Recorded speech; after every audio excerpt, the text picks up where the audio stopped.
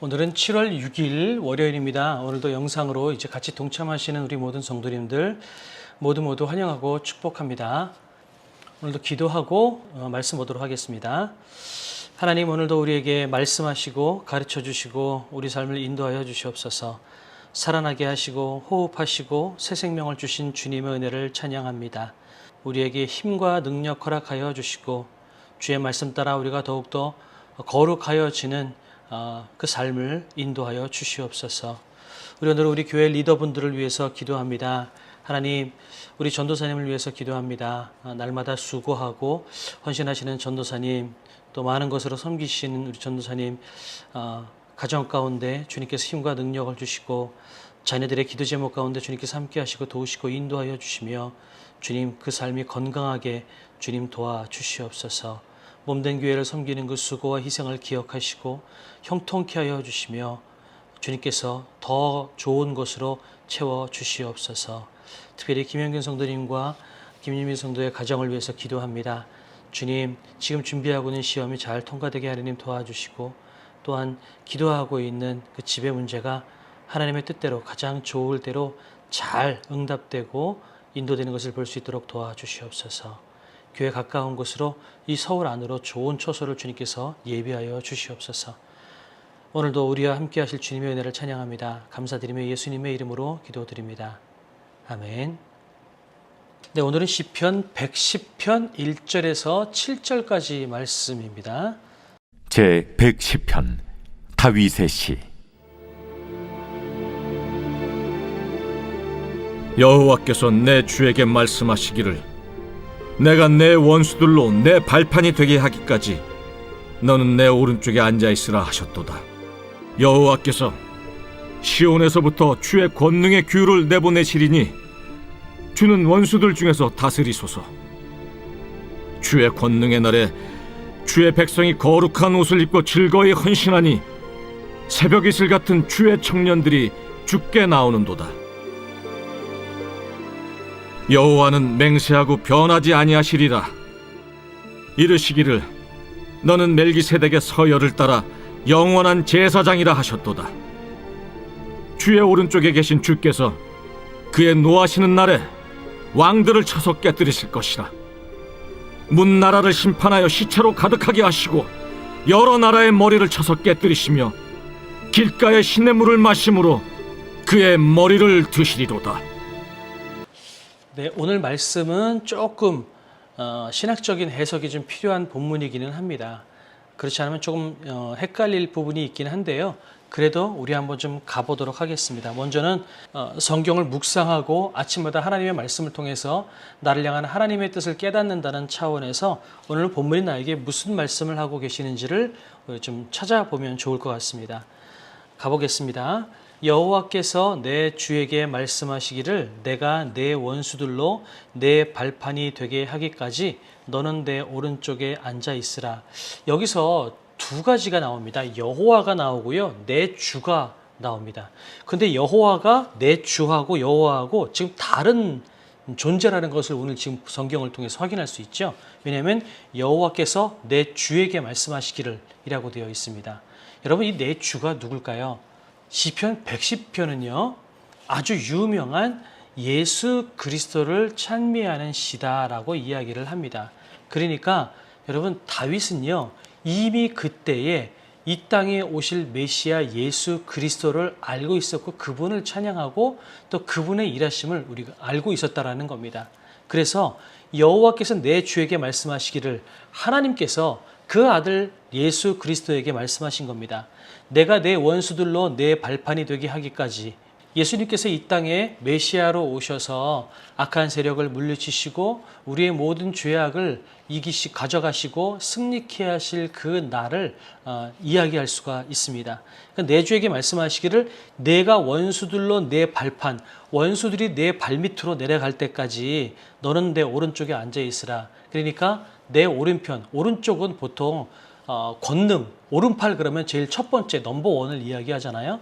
그처럼 내 오른쪽에 앉아 있으라. 그러니까 지금 이 다윗의 시대에 예수님께서는 이 땅에 메시아로 오시기 전에 지금 준비하고 계신 겁니다. 하나님께서 최고의 권위를 부여하시고 또한 하나님께서 예수 그리스도를 통하여서 이 땅의 모든 악한 세력들을 멸하시는 그 예고의 말씀을 지금 성경이 하고 있는 거예요. 그래서 여호와께서 시온에서부터 주의 권능의 규를 내보내시리니 주는 원수들 중에서 다스리소서. 권능의 규는 뭘까요? 보통 왕의 규 그러면요, 왕이 자기의 왕권을 가지고 뭔가를 하사할 때, 뭔가를 내릴 때 규라고 이야기하는 작은 지팡이를 규라고 이야기하거든요. 여기서 이야기하는 권능의 규는 여호와 하나님께서 왕권의 능력을 예수님에게 주시는 장면을 이야기하고 있는 겁니다. 그러니까 오늘 1절과 2절을 보면 하나님의 오른편에 앉으신 예수 그리스도, 하나님의 오른편에 앉으신 메시아, 예수 그리스도, 영원한 왕, 우리가 이렇게 이야기할 수 있습니다. 우리 어제 주일 말씀을 통해서 나누었던 것처럼 교회의 머리 대신 예수 그리스도, 그분이 어떤 분이신지를 우리가 예배 때 나누었죠. 그것처럼 오늘 예수님께서 어떤 분이시냐? 하나님 오른편에 계신 분이시다라고 하는 겁니다. 그 다음에 주의 권능의 날에 주의 백성이 거룩한 옷을 입고 즐거이 헌신하니 새벽 이슬 같은 주의 청년들이 주께 나오는도다. 주의 권능의 날이라고 이야기하고 있습니다.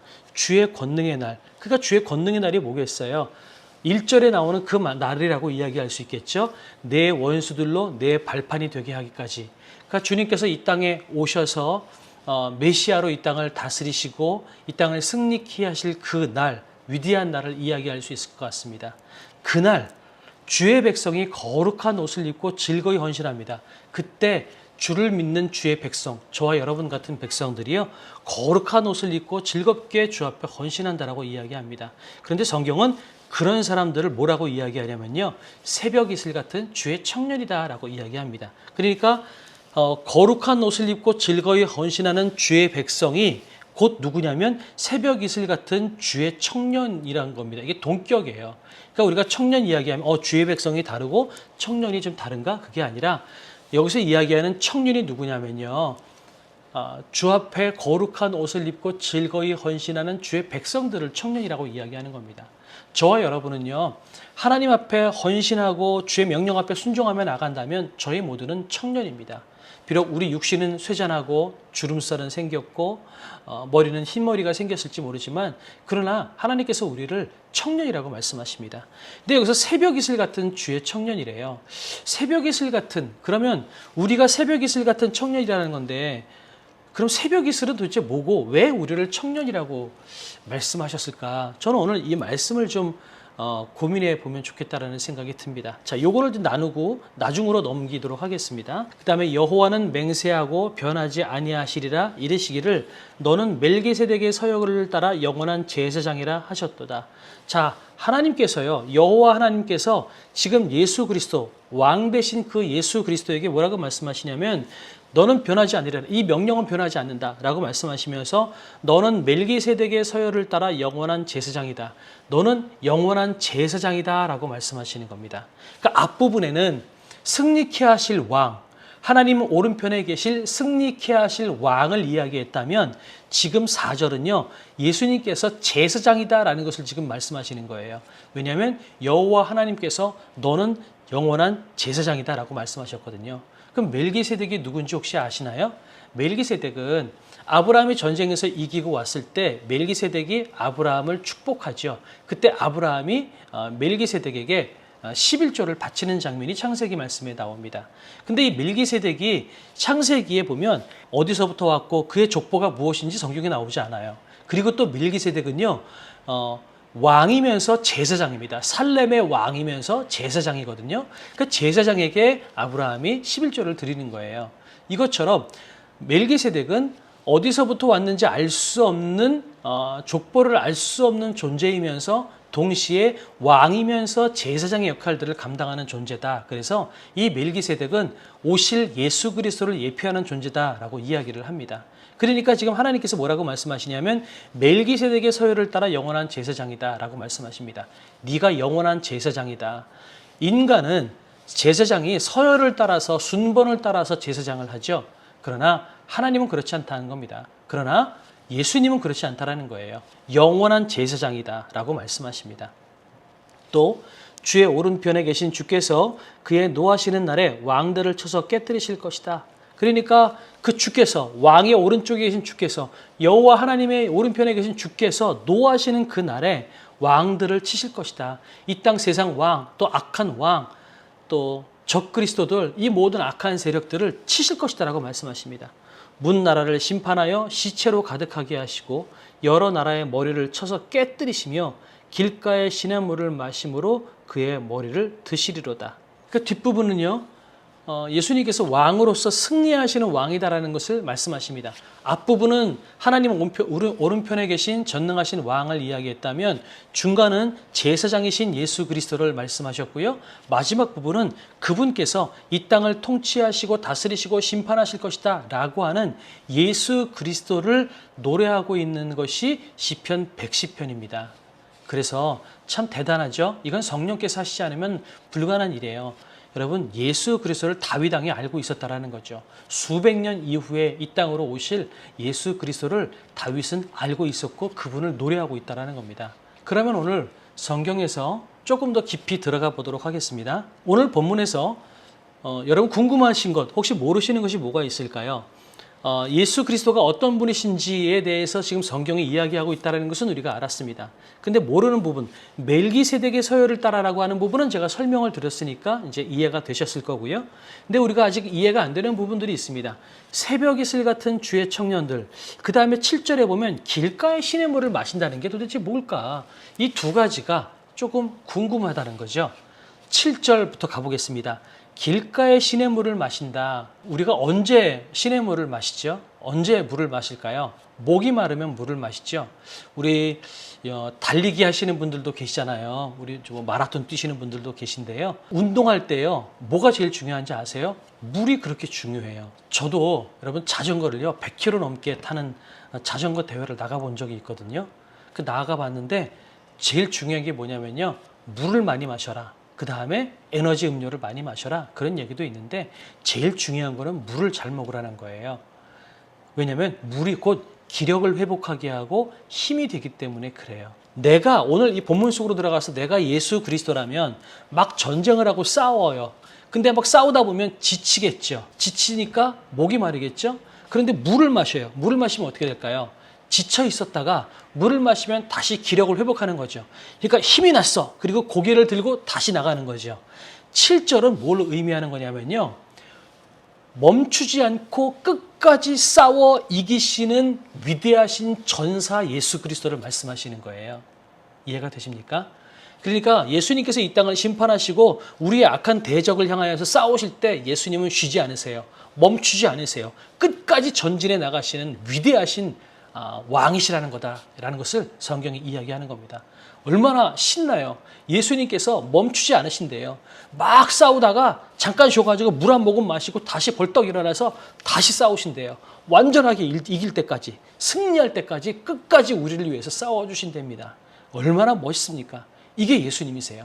그러니까 오늘 성경은 왕이신 예수 그리스도, 제사장이신 예수 그리스도, 또한 싸워 이기시는 전사이신 예수 그리스도를 지금 성경이 이야기하고 있는 겁니다. 그분이 우리 편이에요. 여러분, 우리가 왜 의기소침할 일이 뭐가 있고요, 우리가 좌절하고 낙심할 게 뭐가 있어요? 물론 우리는 낙심되죠. 싸우다가도 지치기도 하죠. 하지만 다시 일어나라는 거예요. 왜냐하면 예수님께서 쉬지 않고 싸워주시고 우리 앞서 나가주시는데, 그분이 왕이시고 제사장이고 전사로서 우리를 위해서 싸우시는데 우리가 뭐 두려워할 게 있으며 뭐 낙심할 게 있겠어요. 다시 일어나서 나가라고 말씀하시는 거죠. 또 하나 3절이 이제 또 궁금하죠. 새벽 이슬 같은 주의 청년들은 도대체 뭐라고 이야기할까? 고민해 보는 거죠. 왜 우리를 주님께 헌신하는 우리를 청년이라고 이야기했을까요? 저는 이렇게 생각을 해요. 하나님께 접붙임 당하고 예수 그리스도와 함께 싸우는 자는요, 청년처럼 피곤치 않고 곤비치 않고 낙심하지 않고 지치지 않고 그 일들을 감당해 나가는 거예요. 예수님께서 멈추지 않는 전사가 되신다고 말씀하셨죠? 그분과 우리가 같이 나가는 거예요. 새벽 이슬 같은 주의 청년들. 그러니까 우리가 청년들처럼 멈추지 않고 지치지 않고 힘있게 그분과 같이 싸워 나간다라고 하는 우리의 강건함을 강조하기 위해서 주의 청년이라고 말씀하신 것 같다라는 생각이 들어요. 그럼 새벽 이슬은 뭘까요? 새벽에 이슬이 언제 어디서 어떻게 내리는지 모르잖아요. 그리고 아침이 되면 새벽 이슬을 통하여서 뭐가 생겨요? 생명이 생기는 거죠. 새벽 이슬은 곧 물이잖아요. 그러니까 그 새벽 이슬을 통하여서 동물과 식물들이 힘을 얻고 생명을 얻는 것처럼 하나님께서 우리를 통하여서 이 세상에 힘을 얻게 하고 생명을 얻게 하는 존재가 되게 했다. 또 한 가지는 새벽 이슬은 언제 어디서 내렸는지 모르잖아요. 그것처럼 보이지 않는 그 어떤 것을 통하여서 우리가 새벽 이슬이 되고 주의 청년이 된다. 그 보이지 않는 것이 뭐겠어요? 성령의 역사하심으로 말미암아 우리가 새벽 이슬 같은 주의 청년이 된다라는 거죠. 그러니까 여기서 주의 백성이 거룩한 옷을 입고요. 그 다음에 주님 앞에 헌신하는 청년들로 우리가 살아갈 수 있는 건 우리의 힘이나 우리의 의지로 될 수 있는 것이 아니라 성령의 역사하심으로, 주님께서 우리 가운데 일하시고 역사하심으로 말미암아 우리가 그렇게 즐겁게 헌신하고 주 앞에 나가게 된다라는 것입니다. 우리가 예배하는 것, 우리가 주 앞에 헌신하는 것, 교회를 감당하는 것, 여러분 이거 내 의지, 내 선한 생각 가지고 안 돼요. 지쳐요. 하지만 성령께서 우리 가운데 일하시고 역사하시면 기쁜 마음으로 그 일들을 감당할 수 있으리라 믿습니다. 그렇다면 오늘 본문을 통해서 여러분 어떤 부분에 은혜가 되시나요? 저는 7절이 먼저 은혜가 돼요. 멈추지 않고 우리를 위해서 싸우시는 전사이신 예수 그리스도. 이게 저에게 위로가 되고 힘이 됩니다. 또 하나는 3절입니다. 새벽 이슬 같은 주의 청년. 우리가 새벽 이슬 같은 주의 청년이 되는 것은 성령의 역사하심으로 됩니다. 제가 목사로서 목회를 감당하는 것도요. 또한 우리 오늘부터 우리 도서관을 또 지키시는 또 자원봉사자들이 계실 거 아니에요? 여러분 그런 분들 아유 내가 해야지 인간적인 생각으로 하면요 금방 지치고요 불평불만이 생길 수밖에 없어요. 어떻게 해야 될까요? 성령님 나에게 말씀하시고 내가 주의를 감당할 수 있는 새벽 이슬과 같은 주의 청년으로 나를 만들어 주십시오. 성령께서 나를 새벽 이슬로 만들어 주셔야 내가 청년처럼 나갈 수 있습니다. 우리가 그렇게 성령의 역사하심을 간구하고 기도하는 저와 여러분이 되면 좋겠습니다. 그리고 그 마음으로 우리 교회를 여러분 잘 섬겨주셨으면 좋겠습니다. 비록 저는 잠깐 자리를 비웠지만 오히려 그럴 때 더 교회가 든든하게 세워져 나가는 것을 볼 수 있으면 좋겠습니다. 그래서 한 분 한 분의 새벽 이슬 같은 주의 청년 같은 그 헌신을 통해서 교회는 강건하여질 것이고요. 부흥될 것입니다. 그날을 소망하면서 맡겨진 자리에서 기쁨으로 헌신하시고 섬기시는 저와 여러분이 되었으면 좋겠습니다. 우리 그 마음을 가지고 각자 자유롭게 기도하시고요. 오늘 하루 승리하는 저와 여러분이 되시기를 주님의 이름으로 축복합니다. 기도하겠습니다.